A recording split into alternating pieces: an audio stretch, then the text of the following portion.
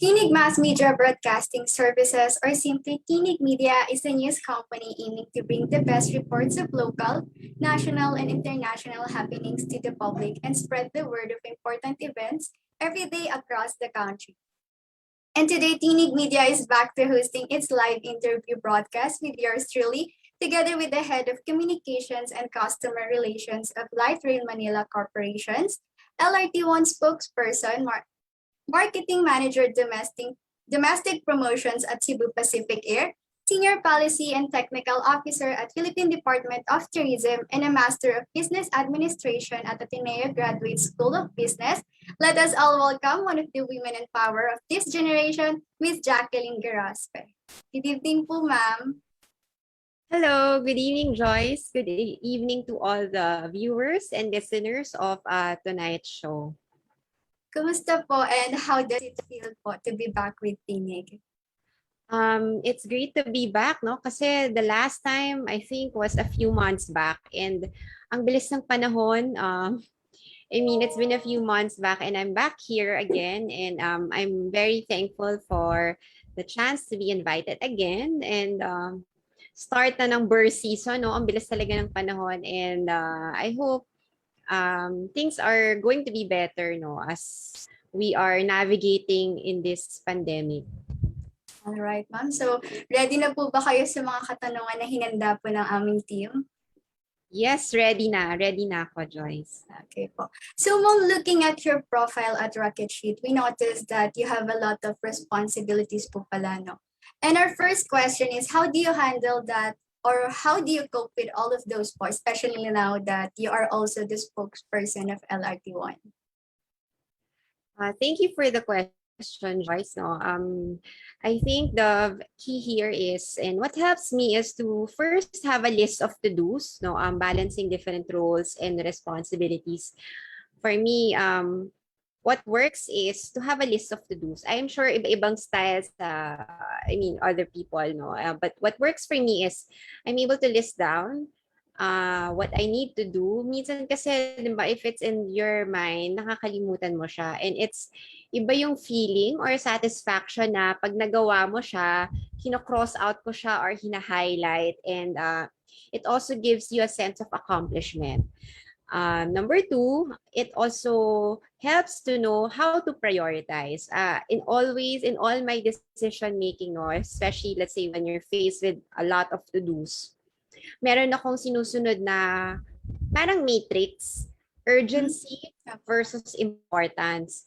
So, kumbaga kung may scale yan, gaano ka-urgent and gaano ka-important. Syempre, yung top nun, kumbaga kung may may quadrant yan, yung topmost, most important, and then most urgent, syempre yun ang una kong gagawin or parang prioritize. So, it's a matter of, I think, for most people, no, parang palagi naman tayong busy, and we will be thankful to have work, that is able to feed our minds, feed our bodies. We have food on the table, pero how to balance a different to-dos and responsibilities, you should know how to prioritize and knowing what's more urgent and more important. Also, syempre, as a leader of my department, as head of my department, I've learned to delegate, no? And it's important because you cannot do all. You cannot expect yourself to accomplish everything. And it's part of being a leader. It's knowing how to get things done through other people. So, important din po tayo sa mga tao, no, na may mga who's also supervising members, know how and when to delegate, and also to work smart. Diba? Minsan, meron naman palang mas efficient or mas okay na gawin, diba? Ma-accomplish mo rin pala yung same task, pero may better ways or may more efficient ways to do it. Then, it's always something that I in search of, no? Working smart and working efficiently. Napaka-inspiring naman po. How does it feel naman po being the head of the corporate communication ng LRMC? So far, ma'am, is it consuming po ba or nakaka-pressure? Lalo na po ngayong pandemya.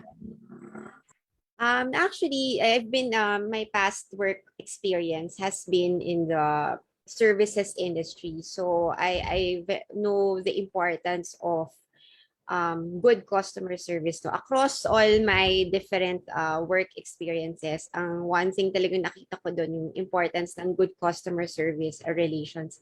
And especially if yung business mo or nature of business is 24/7, or it something that goes beyond the typical office hours, no. So syempre, kapag ganun yung setup, hindi mo maiiwasan na magkaroon ng pressure, and to always be able to think on your feet, um, be able to know how to quickly respond, no, to how things are developing around you, especially during crisis situations. Syempre tayo, LRT-1, it's a public utility, and a lot of Filipinos use it every day on a daily basis. And while there can be unexpected or unplanned situations, like crisis situations, as you said, um, kailangan may presence of mind, and may established systems on how to approach things or particular scenarios.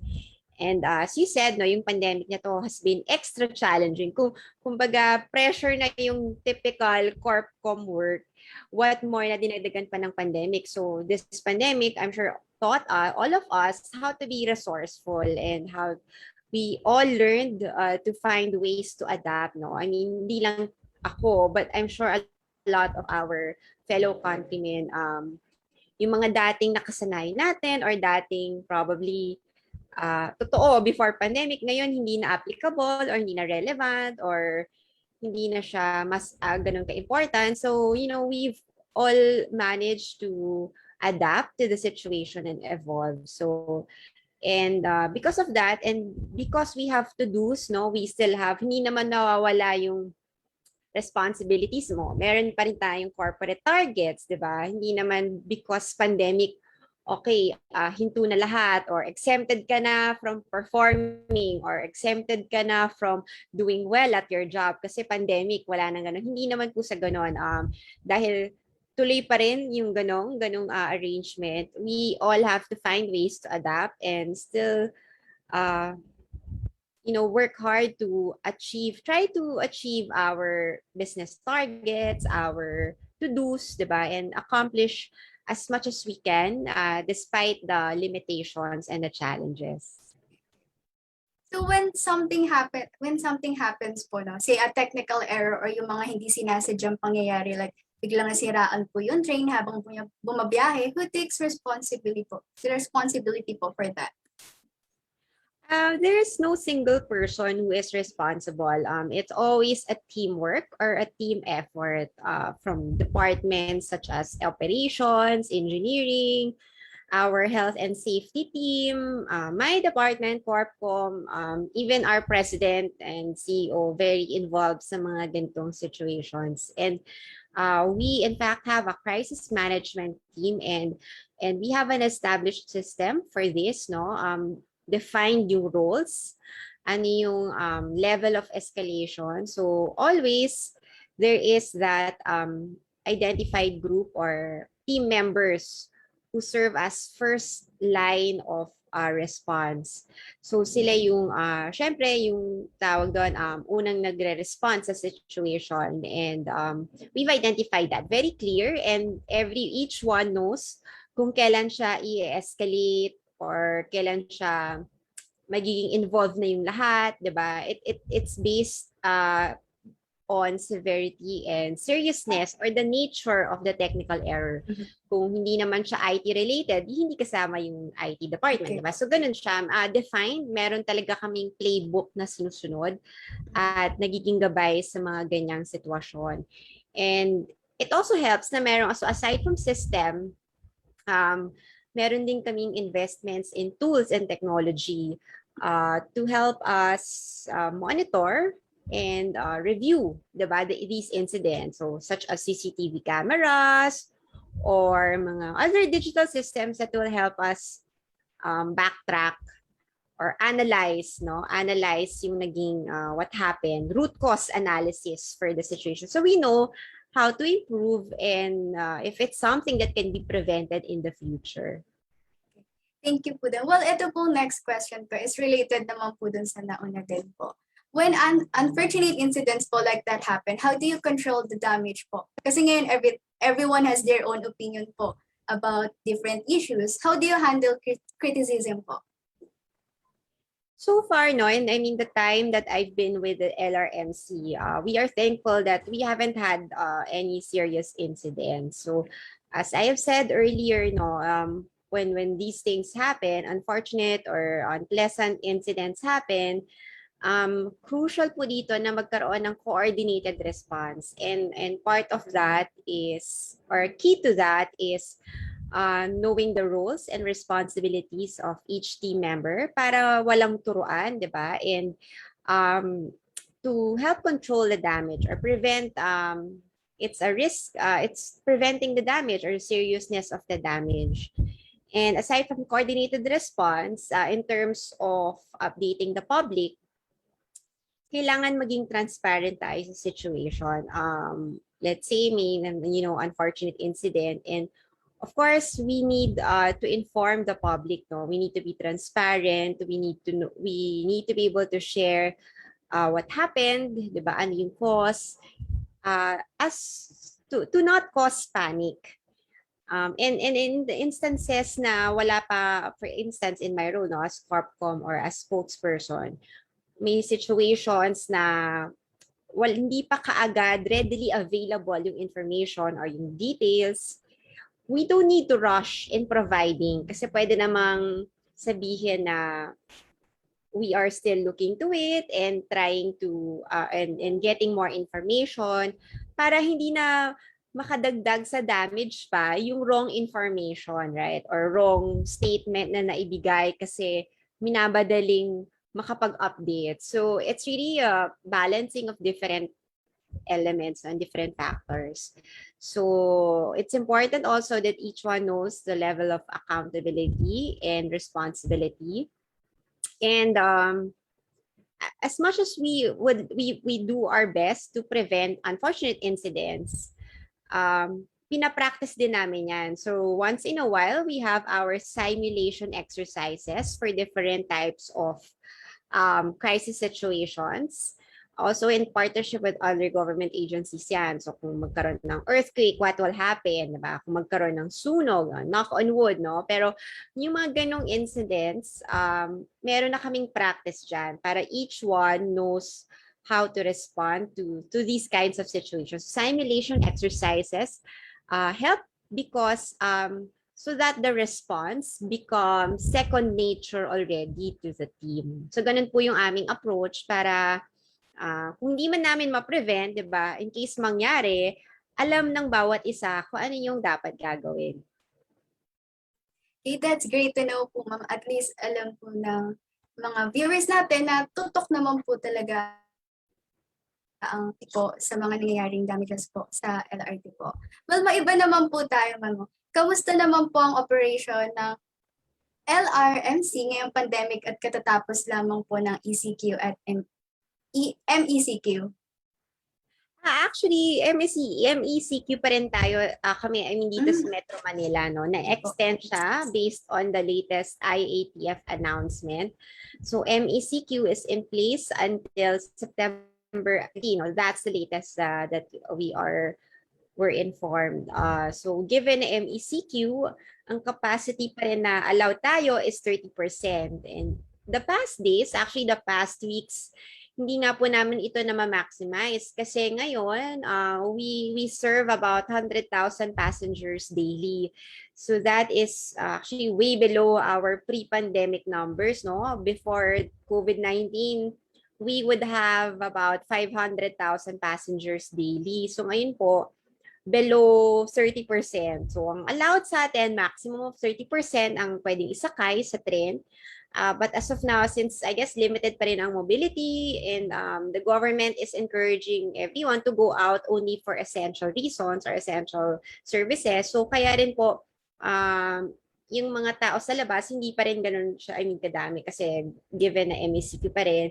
And in terms of our operations, no, the DOTR, Department of Transportation, PNP, are helping us to enforce the social distancing inside the trains and also the stations. And same as before po, patuloy pa rin yung ating strict health and safety protocols, disinfection, using UV and deep cleaning at night, no? Pagdating sa depot namin ng mga trains, we all have our reminders, passenger reminders, and then sa entry, entry screening, temperature check, um, sanitation, nandyan po yung ating alcohol sa station, and of course, enforcing yung minimum health protocols, which is wear your face mask, wear your face shield, and no talking inside the train. So since COVID is, as the medical experts have found out, is airborne. So we're doing all these things to contribute, and to prevent the further spread of COVID-19. So yan po, yun yung sa ating mga health and safety protocols. Ngayong nag-ooperate tayo this MECQ.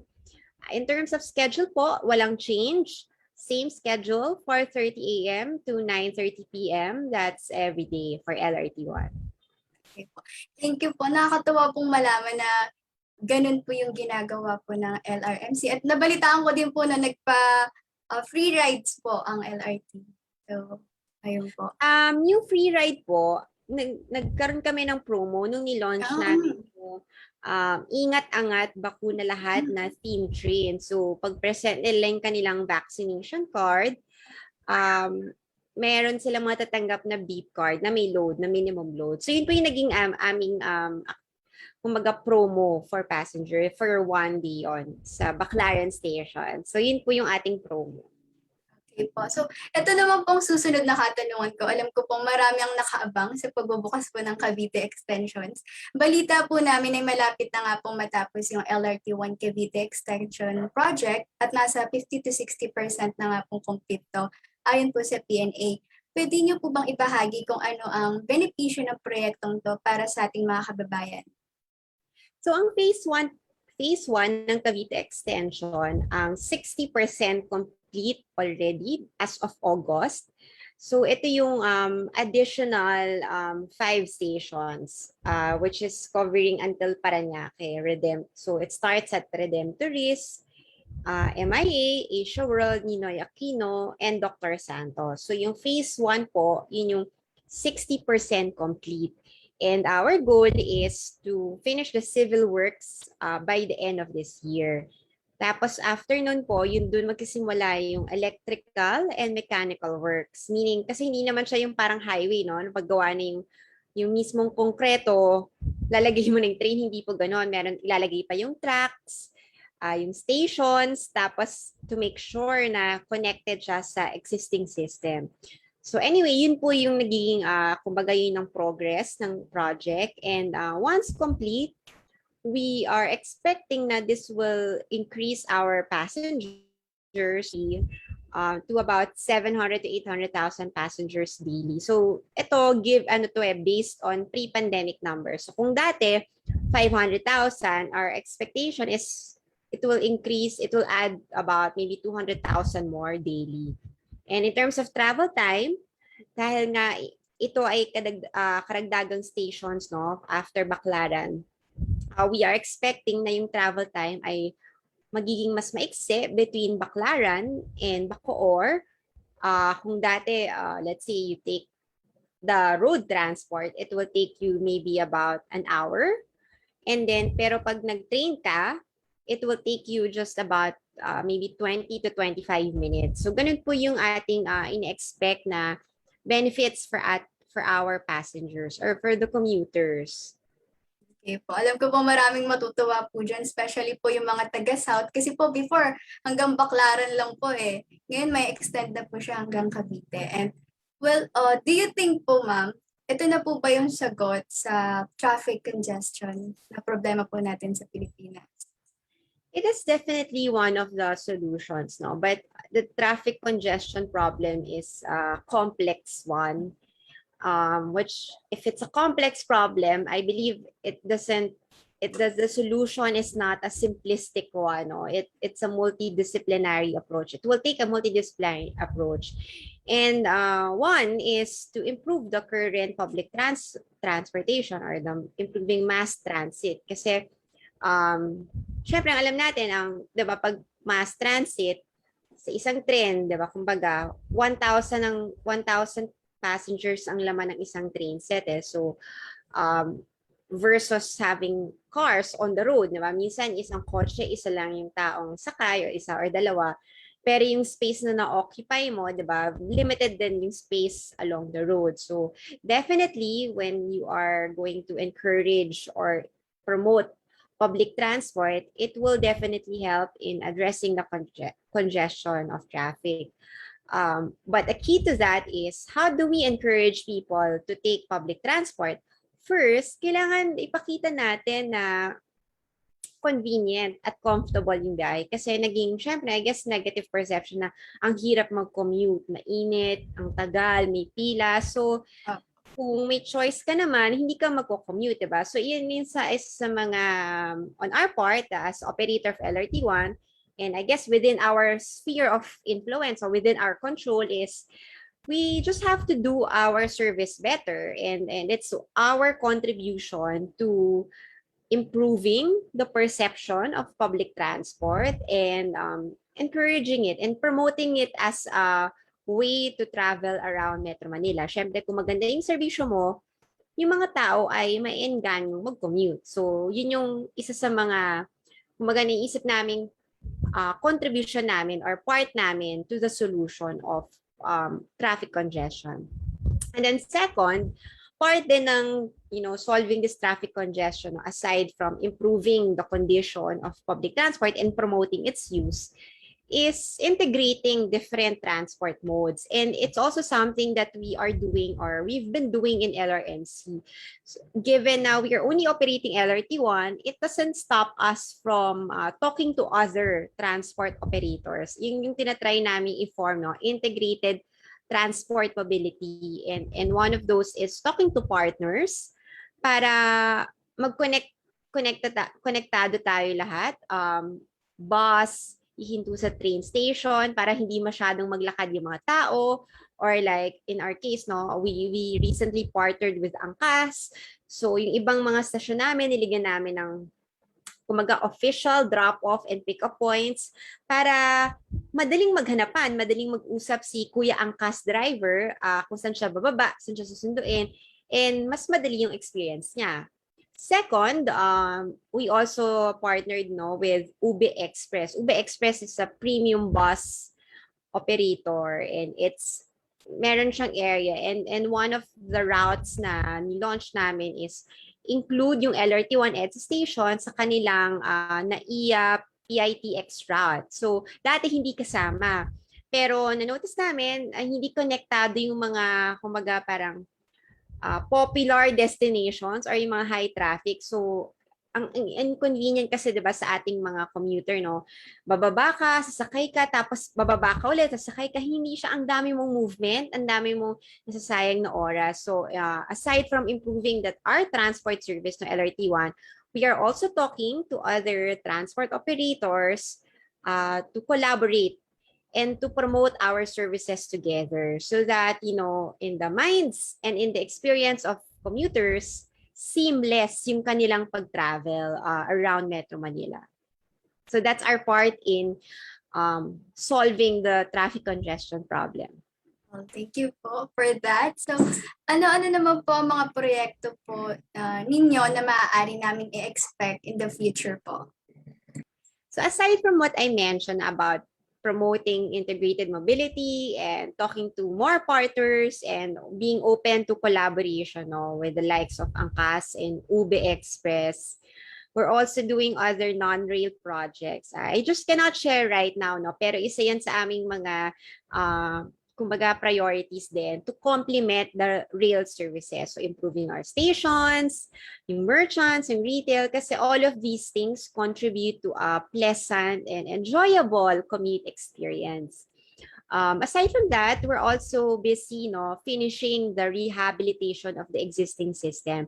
So yung ating concession agreement involves building the Cavite extension and also rehabilitating the existing system na aming kumbaga minana and tinake over ng 2015. So at this point, we're already about 80% rehabilitation progress. So tuloy-tuloy pa rin yung ating rehabilitation works. And we're also trying to invest more in digitalization and innovation.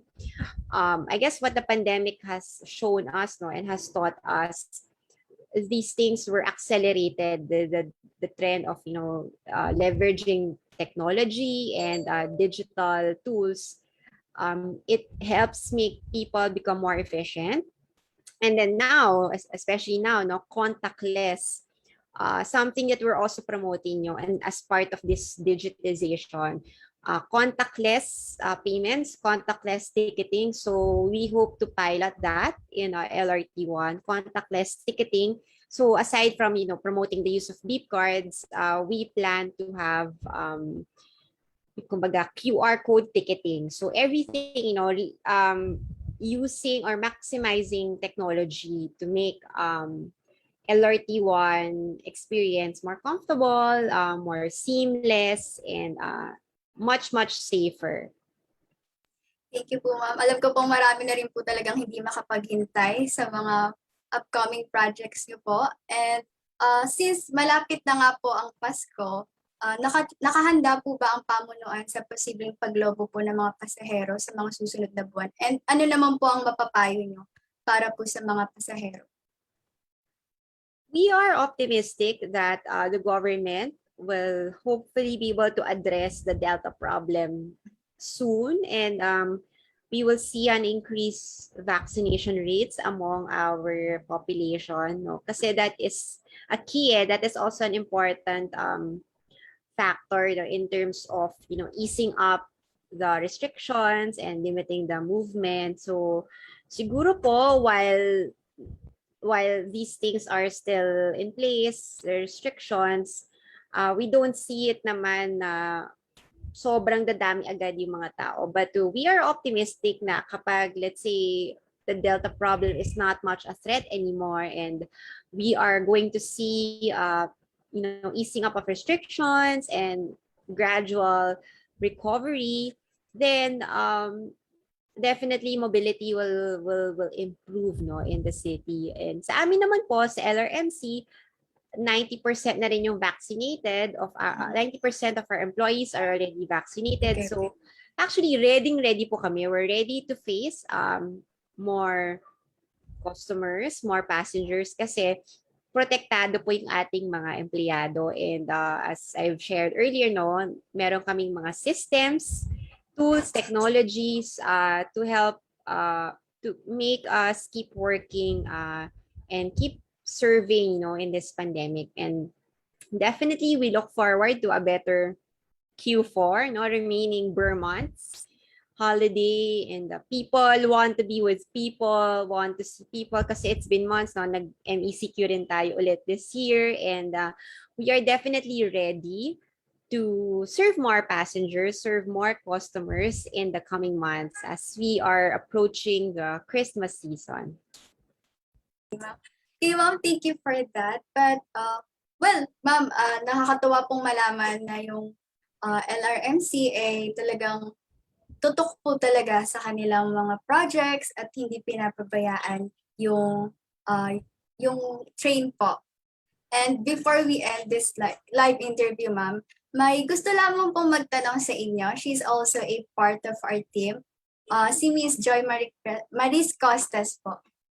Miss Joy? Maraming salamat, Joyce. Hello po, Miss Jackie. Ang ganda ng mga advice niyo, pati po yung mga nagawa niyo pong project. Siyempre po, pati kayo. Well, tama po kayo ng mga sinabi, preparedness is nagiging second nature na ng mga tao, especially po na ngayon na pandemic. Anyway po, kamusta naman po yung pagbubukas ni Yorme ng ilaw sa may LRT-1 Blumentritt Station? Sa tingin niyo po ba malaking tulong ito? That is actually a project of of Mayor Isko Moreno's team, and yung part of street lighting projects. And for us in LRMC, sobrang um, happy kami, and we welcome these kinds of projects because, as I've said po, yung part ng improving the commuter experience, it involves working with different stakeholders. And ang LG po, ang ating local government, um, plays a very important role. Kasi syempre yung sa atin, no, going to the stations, part yan ng experience or pagbiyahe ng ating mga customers. And we know, and there are studies also, there are papers about this, na part of improving public safety, part doon yung lighting, no? Improve or better lighting. Kasi it increases the overall sense of safety kapag maliwanag, malinis, parang mas safe kang maglakad at pumunta sa station. So, syempre, di ba, yung ating stations, kung may ilaw man siya, pero papunta doon, madilim, or hindi mo alam, mahirap mo hanapin, then factor din yan, di ba? Nakaka-discourage mag-commute, nakaka-discourage mag-take ng LRT-1. So, we're very thankful for that project, of Mayor Isko, and I believe he's going to roll it out in more areas. So, yung, so yung last time po, it was in Blumentritt. And then I think the week before or 2 weeks before noon was in Carriedo. So I think in more areas in Manila, he's going to do that, especially yung street lighting project. We're always, working with our government partners to make the lives of our commuters better and easier. Okay, ma'am. Thank you po. That's a really good project po, ma'am. No? We really can't wait na matapos na po itong pandemic at makita po namin yung mga proyektong inihanda niyo po para sa amin. So before we end this live, may we call Mr. Michael Garza for the closing remarks. Sir Mike. Good evening, Miss Jackie. Good evening, Mike. Maraming salamat sa binigay mong time sa TINIG Media Broadcasting Services. Anytime. Basta kayo. Sige, thank you very much. Ingat palagi. God bless. Ingat. Thank you. All right. Thank you po, ma'am. And that's it, people. Thank you for watching and supporting TINIG Media. And thank you again, Miss Jacqueline Gorospe. Sana po maimbitahan po ulit namin kayo dito sa TINIG Media. Before we totally end this live, ma'am, meron po ba kayong gustong i-promote?